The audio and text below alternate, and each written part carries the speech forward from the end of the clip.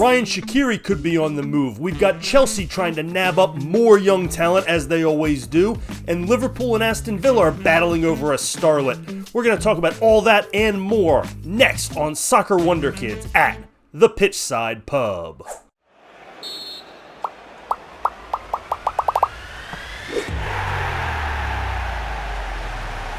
Welcome back to another edition of Wonderkid Wednesdays here at the Pitchside Pub. We got a couple of good stories for you, and no Laney Yotto talk this time. That deal's done. He's Manchester United property now, so we're going to move on from him finally. But we've got some big names to talk about, including Rayan Cherki, who is no slouch in his own right. But before we get into all these stories, go ahead and hit that subscribe button for me down below so you can follow the channel. We do these videos every Wednesday, and of course, the big stories get their own attention. So hit that subscribe button for me, follow us. You can leave some comments down below. Are these players you want on your team? Do you like what's happening here? Get down in that comment section. Let me know what you think. You can also leave comments on Twitter at Pitchside Pub. I share a lot of links to these articles so you can see where I'm getting this information from. So go ahead and give me a follow on there. There's a link down in the description as well. And of course, check out the website, pitchsidepub.com, where we do have a weekly newsletter that you can sign up to. It's free, and that'll get you a lot of this information.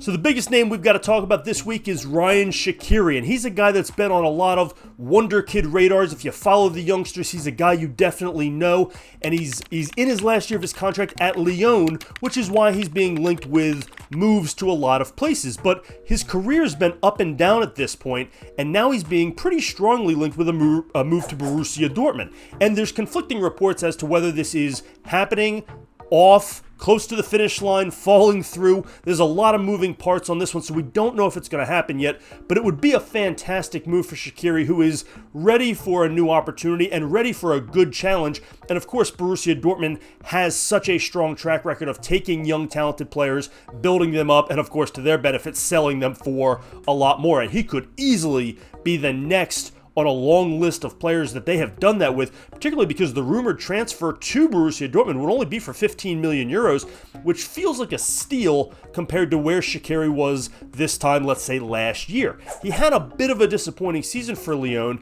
and he does have a track record of not being the coach's favorite, let's say. He's been accused of being lazy, particularly on defense, maybe reading a little too many of his own highlights and newspaper clippings, to take an older phrase, and getting a little too caught up in the potential stardom that comes with him, to the point where Thierry Henry actually did not choose him for the under-21 team to represent France at the Olympics, and then added him later because injuries pretty much made him and forced his hand. But he's a guy who should absolutely be on that under-21 team representing France in the Olympics. In fact, he should be at this point on the cusp, if not making the first team French national team. So the fact that he hasn't yet is a bit of a developmental disappointment, but he's still only 20 years old. He is still young, still talented. There is so much in front of him. So this is easily fixable, but the other place he's being rumored to go is PSG.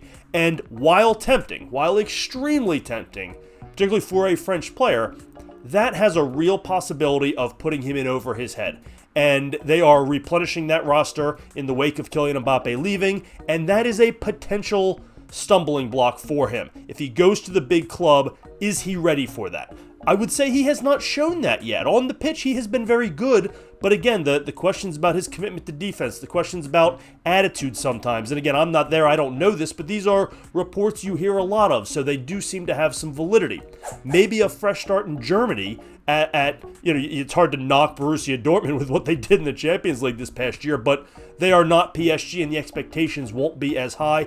Plus, they do really have that track record of building young talent and sort of fostering them and their development and their growth and utilizing them. And he would be, sort of a prominent player for them, whereas at PSG, he may get lost in the shuffle a little bit. So for Cherki's sake, I think it makes a lot of sense to go to Dortmund. That feels like the safer move.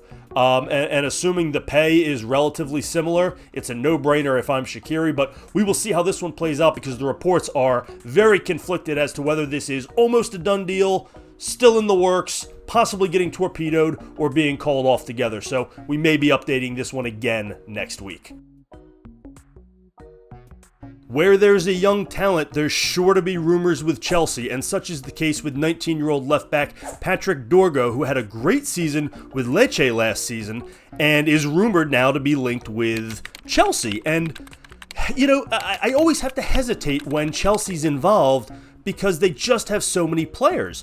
And the depth chart for Chelsea at left-back is not exactly wide open for a young player to come in and have success. You've already got Mark Cucurella, who they spent a ton of money on, and Ben Chilwell, who's well established, and then you've got Caleb Wiley, who's coming over from the MLS and has already agreed to a deal. So where exactly is a player like Dorgu going to play? Well, the answer is probably Strasbourg, who's in that Clear Lake Blue Co. family of clubs, which is not the same as signing for Chelsea. So, you know, you could argue that's no better than playing at Lecce. At least he's in Serie A, which is a better league than the French league. So I don't like when these youngsters, especially sort of the fringier youngsters, and that's not a knock on the player here. He's a good, young, talented player who had a good, solid season in Serie A, but he's not ready to jump into Chelsea just yet.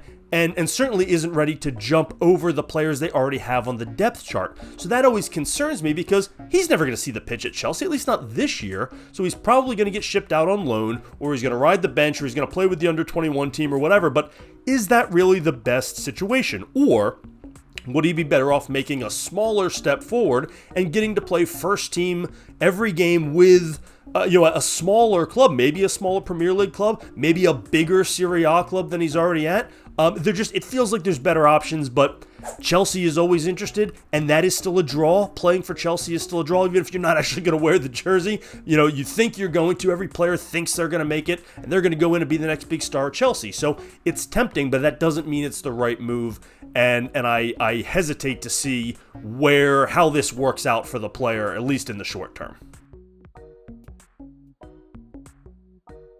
If you don't know the name Matias Fernandez-Pardo yet, well, you're forgiven, because he played last year in the Belgian league with Gent. But that's why we're here, and you're going to want to learn his name because he's being linked with a lot of big clubs, including 3 from Serie A, Milan, Lazio, and Roma. And the more eye-opening name is he's being linked with Bayer Leverkusen, which wouldn't have had the cachet it does now a year ago, but is really a testament to a player's development that he's being linked with them. He's only 19. He did have a good year in the Belgian league last year.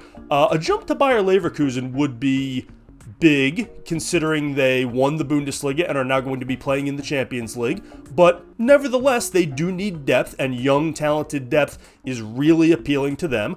The 3 Italian teams would all be really good spots as well. At Milan, he probably doesn't play every day. At the others, he might be able to work into the lineup a little bit more easily, but he's a guy who can play as a 10 in the middle of the pitch or out wide, so that versatility does help him, and I'll bet all 4 of those clubs are really thinking about how they could work him into the roster in various places, as they are all going to be competing on multiple fronts. So a good young talent who looks like he's ready for the next step, and it's a name you're going to want to learn. Speaking of names you might not know but probably will soon, introducing Dean Huijsen. He's a Juventus-owned product who spent last year on loan at Roma and didn't even play all that much, 5 starts, 14 appearances, and yet now he's on the radar of clubs like Aston Villa and Liverpool. Why? Well, we're going to start with the fact that he's 6'5" and Dutch, and he's a center back, so you've got the mold there for a talented young player. Now, he's going to have to show a lot more than that, and a jump to Aston Villa or Liverpool at this point seems like a massive one, considering he really didn't even crack the rotation at Roma last year, and he's made only 1 first-team appearance for Juventus. He has not been a starter there. They need cheap young talent, so the fact that they're willing to sell him tells you something, but it also tells you something about how much they need money. The question is how much a club like Liverpool or Aston Villa is going to be willing to spend at this point, because Huijsen really is just depth, right now. He's not going to be a contributor next year at any of those bigger Premier League clubs. Now, that doesn't mean it's a bad move for the club. They should be all over young, attractive depth that could grow into a more valuable asset. But that doesn't mean it's the best option for the player.